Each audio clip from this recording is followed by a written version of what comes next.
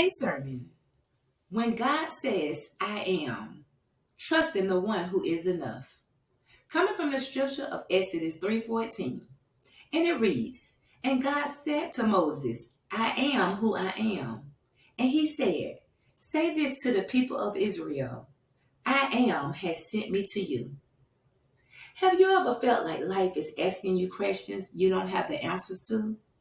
Like your name keeps getting called, and you're like, God, why me? Moses knew that feeling. He's standing in front of a burning bush, barefoot on holy ground, and God is calling him back to Egypt, back to the people he left, back to the pain he walked away from. Moses says, Who am I to do this? And God answers, not by hyping Moses up with compliments, but by saying, I am. Because when you don't feel like enough, God steps in and says, But I am. Today I got 4 points I'd like to share with you. My first point is God's name is not I was or I will be. He is I am. God doesn't say I used to be powerful or one day I'll show up.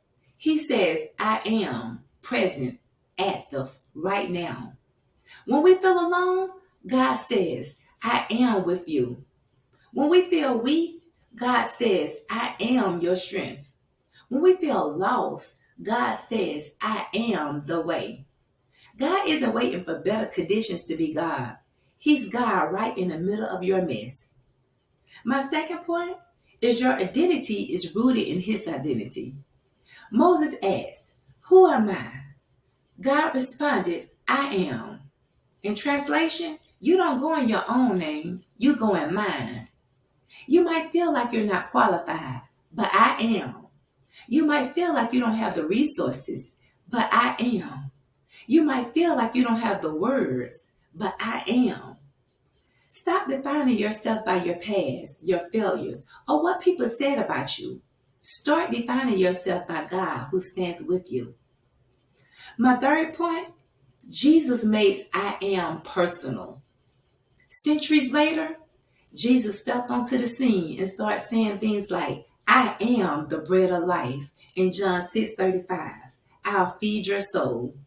I am the light of the world in John 8:12. I'll guide your path. Before Abraham was, I am in John 8:58. I am God who always was and always will be. Jesus wasn't talking about God. He was revealing him.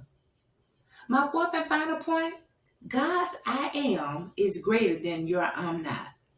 You might feel I'm tired, I'm broken, I'm not good enough, but God answers every I'm not with I am. You say, I'm scared. God says, I am your peace. You say, I'm struggling. God says, I am your provider. You say, I'm alone. God says, I am right here. In conclusion, Moses left that burning bush still imperfect, still uncertain, but carrying a name that changed everything. I am sent me. And today that same God is speaking to you. Not the God of the past, not the God of maybe one day, but the God of right now, the God who is enough. So when life gets heavy, when your identity feels shaky, and when you don't know how you're going to make it, stand on his name because he is I am and he is enough. Until the next sermon, blessings fam.